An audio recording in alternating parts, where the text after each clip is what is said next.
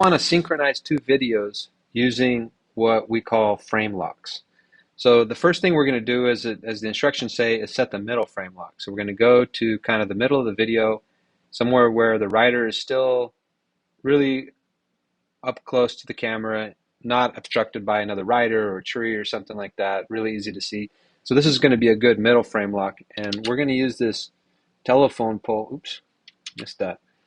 We're going to use this telephone pole in the background lined up with the helmet to mark our frame locks. So you can see I need to go just a little bit in on this one, and now the telephone pole is right in line with the helmet, and that's going to make a good middle frame lock. So I'm going to set middle frame lock, got it. Next.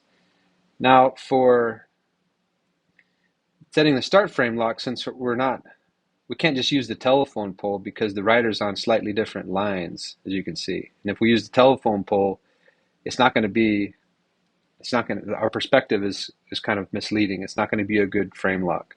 So let's use something else, and we'll just use the kind of the top of the jump. We're going to say, imagine the writer crossing an imaginary line across the jump, and that'll be our frame lock. So here's where the writer's kind of just getting to the top of that jump, and here's where the front wheel is getting just to the top of that jump on this bottom one. So there's kind of our imaginary line. And that'll make a good frame lock. It doesn't matter if the writer's on the inside line or the outside line, that'll work. So we hit set start frame lock, got it. Next.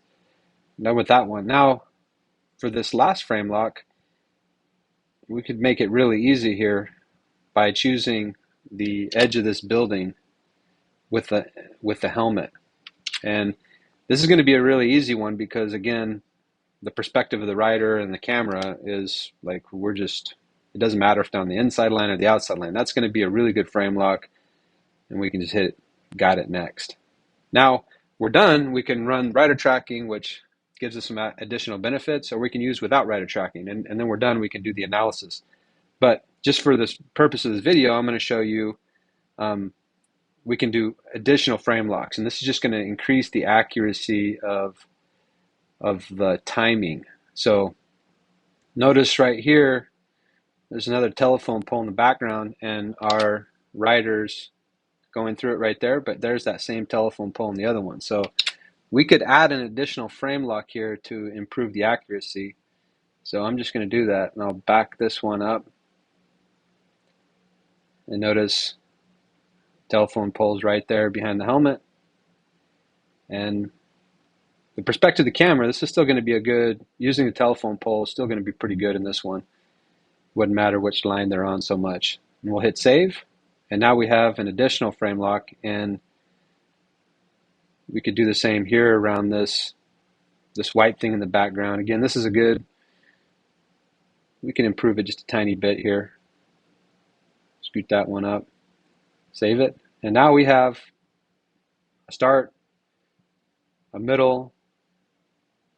We have 4 frame locks, but now this video is really tightly synchronized, no matter where they're at. Going past the tree, and in both of those, notice the tree there and the tree there. This is really good, so we'll call that good, and then we can start on the tracking, but that'll be for another video.